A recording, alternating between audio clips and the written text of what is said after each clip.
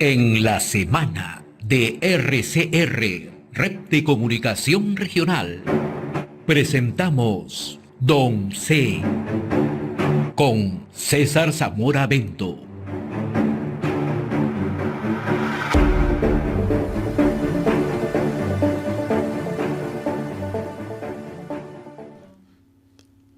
Buen día, César, qué gusto saludarte.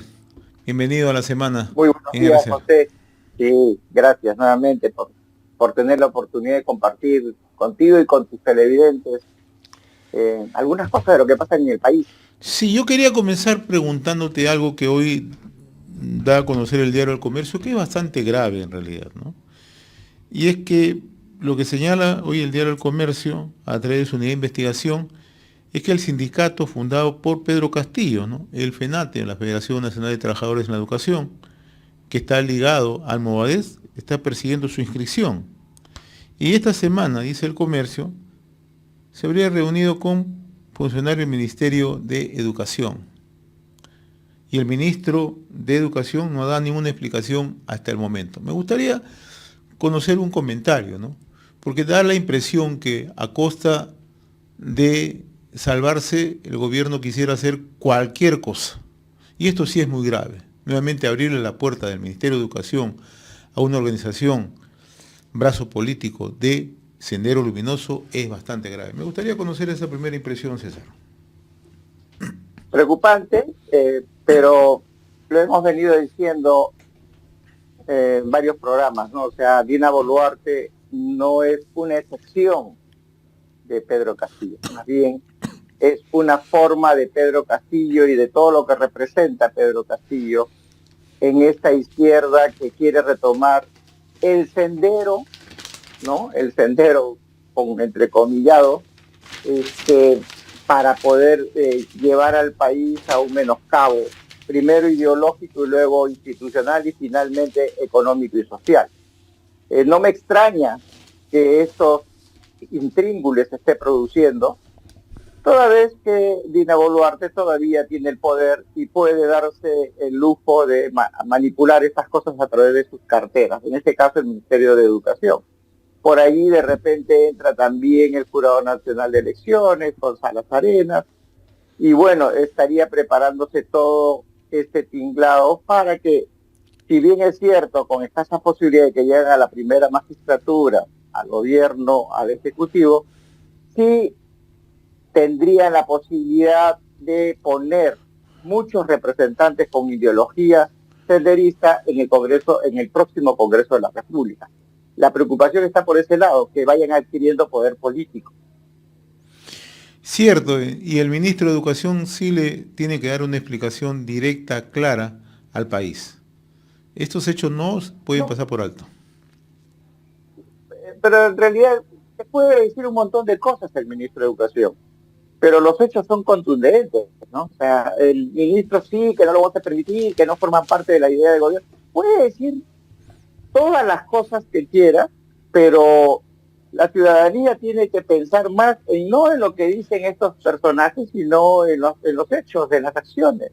El hecho de que ya esté a puerta de inscribirse como una organización política que participe en las próximas elecciones generales, ya es un hecho concreto, y creo yo que ninguna de las instituciones electorales está trabajando en eso.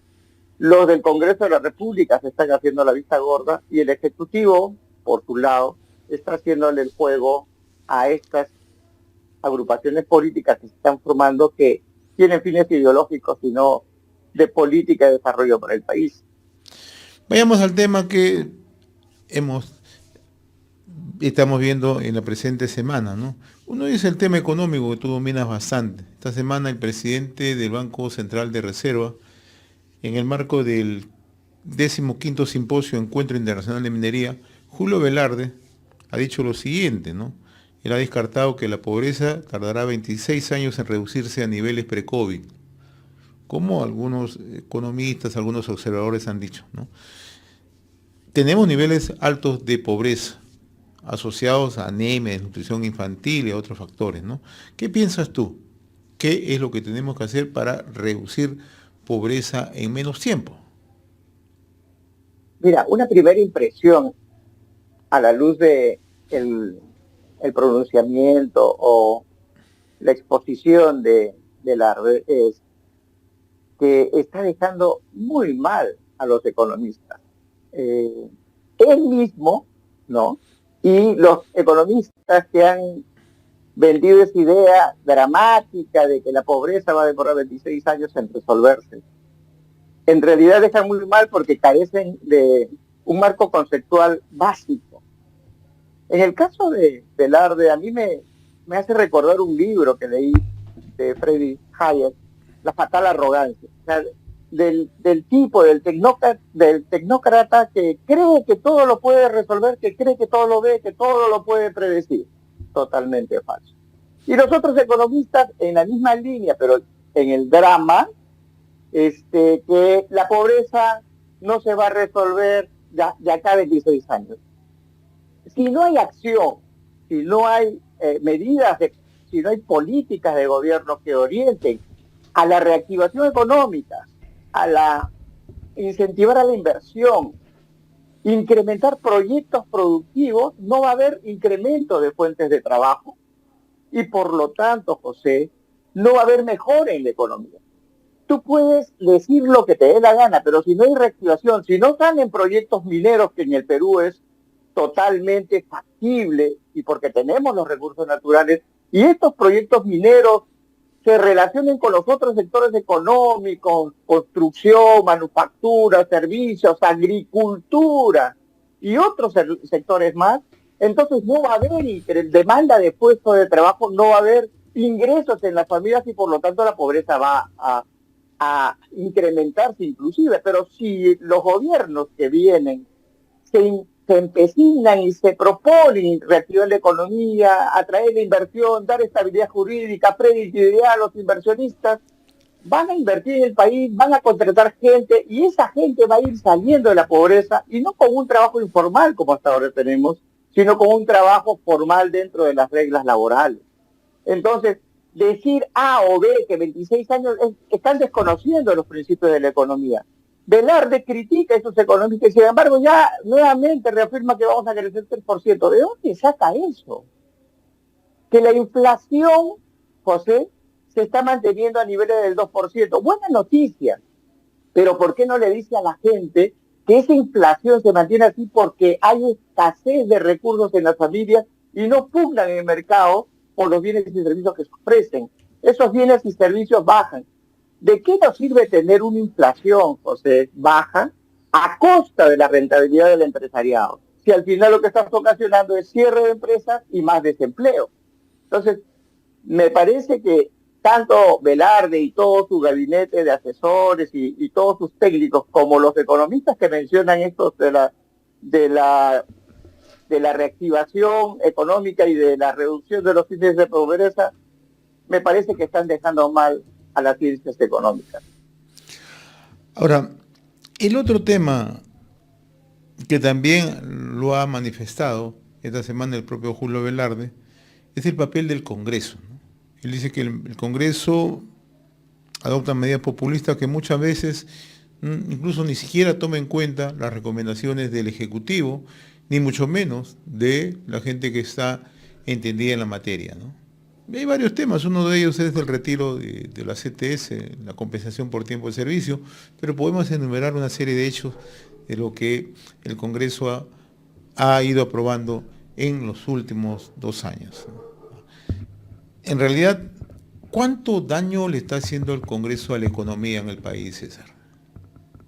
Mucho, muchísimo. Y es más, está haciendo daño. A ver, ¿cómo se dice? El Congreso tiene sus funciones específicas, legislar. Pero lógicamente legislar requiere de inteligencia, requiere de asesoramiento, requiere de información de los que están en la cancha. Y los que están en la cancha, quieras o no, son los de el Poder Ejecutivo a través de sus carteras ministeriales. Entonces, lo lógico es que a través de estos ministerios, de estas carteras, el Congreso dilucide sobre la conveniencia o no de determinadas medidas. Pero el Congreso se zurra en el Ejecutivo. El Congreso ve al Ejecutivo como su enemigo y a los funcionarios de las diferentes carteras como empleados que lo único que tienen que hacer es hacerle caso al Congreso. O sea, hay un Congreso que no entiende cuál es su rol y que quiere invadir espacios que le corresponden por el tecnicismo de las cosas que se tratan al Ejecutivo.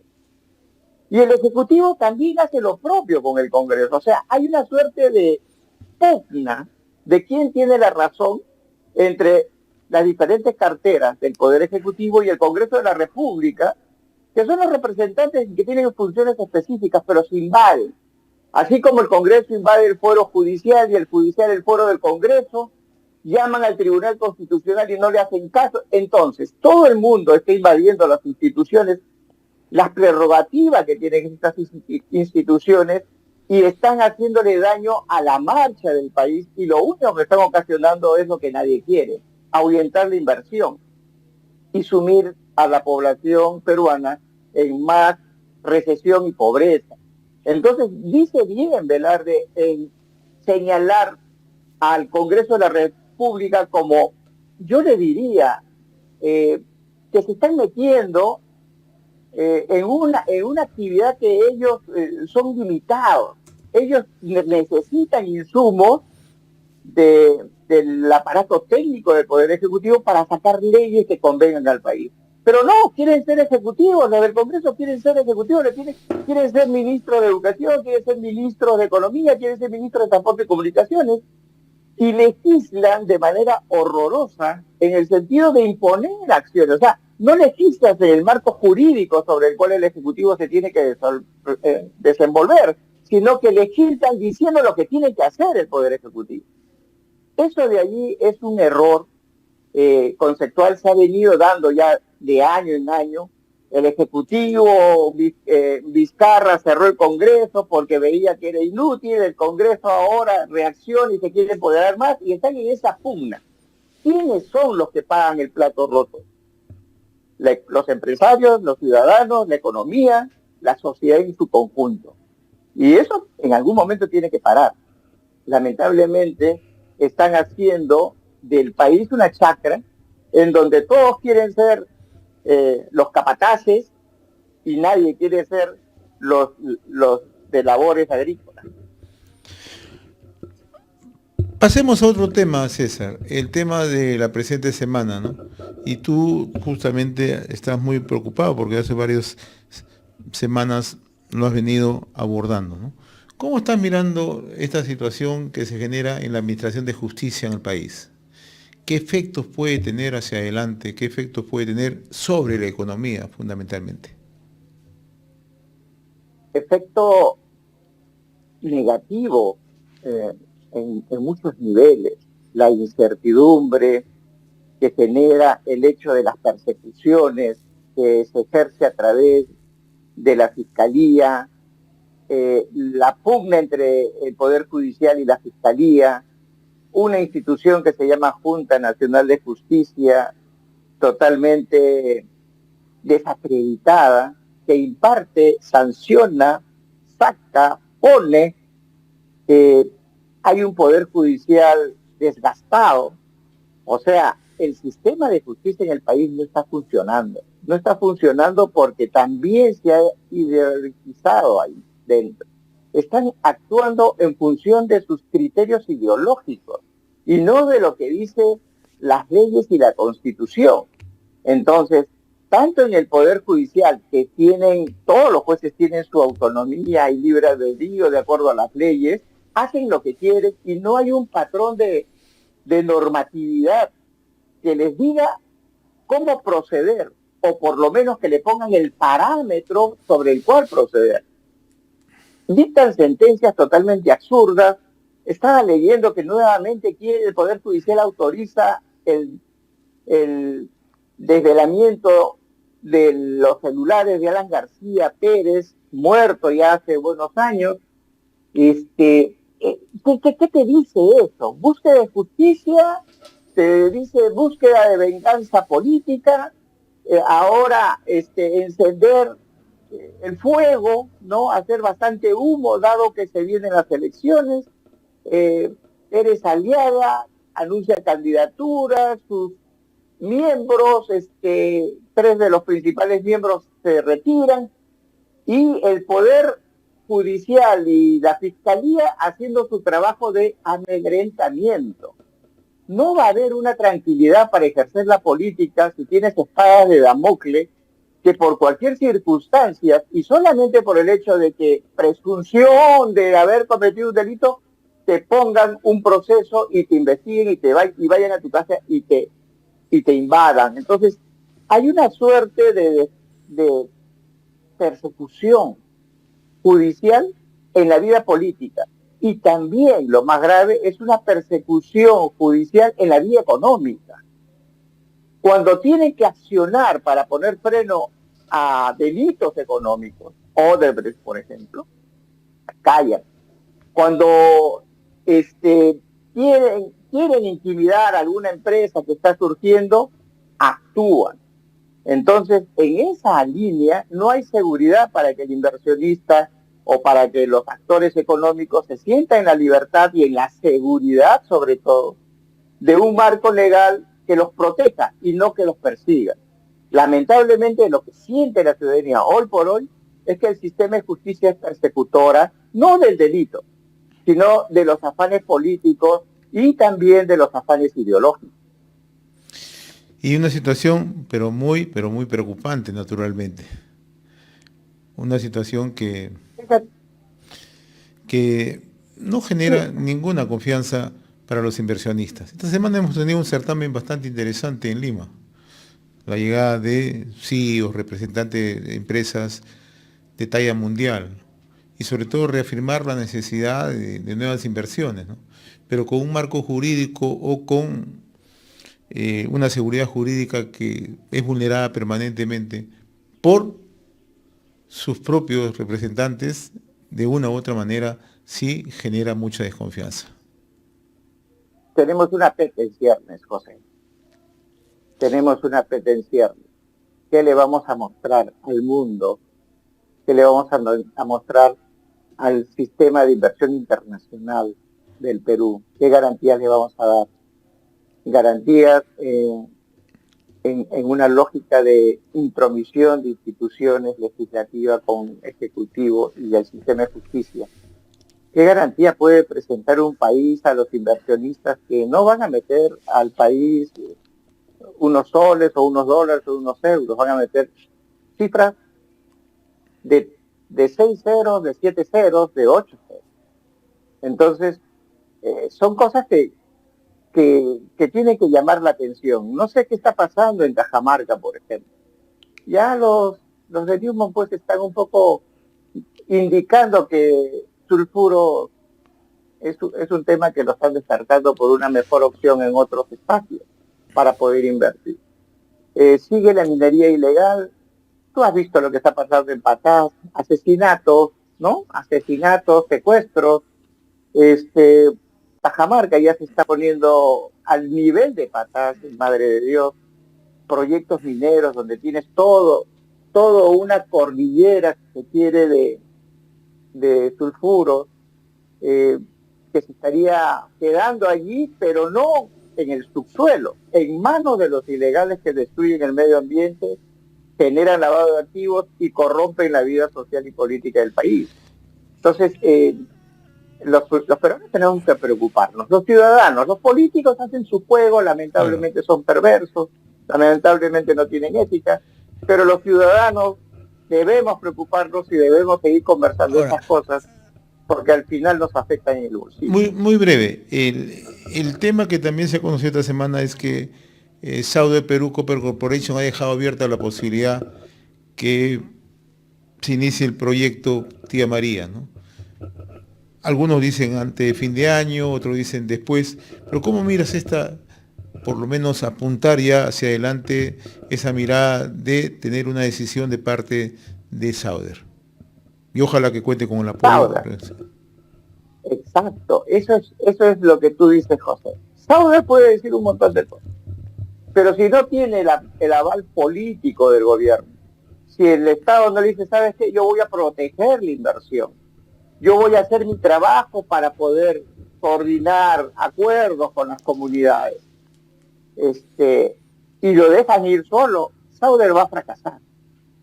O sea, esa buena intención de invertir solos va a fracasar. ¿Por qué? Porque el éxito de cualquier proyecto minero, por su sensibilidad y por su relación con las comunidades, es comunidades, el acuerdo entre comunidades, empresa y gobierno. No pueden ir los dos. Y hemos visto cómo fracasan los proyectos cuando la empresa quiere acordar con las comunidades y aparecen otros advenedizos, otras personas que se dicen representativos y que al final lo único que hacen es sabotear los proyectos. Entonces, yo hubiese querido que Sauder haga este anuncio con Rómulo Mucho, por ejemplo, con el ministro del Interior, por ejemplo, para que pueda dar seguridad y garantía, con el ministro de Justicia, por ejemplo. Los cuatro, para que en esa lógica, gobierno o Estado, inversionista o empresario y población, pueda llegar a consensos que hagan viable el desarrollo de este proyecto.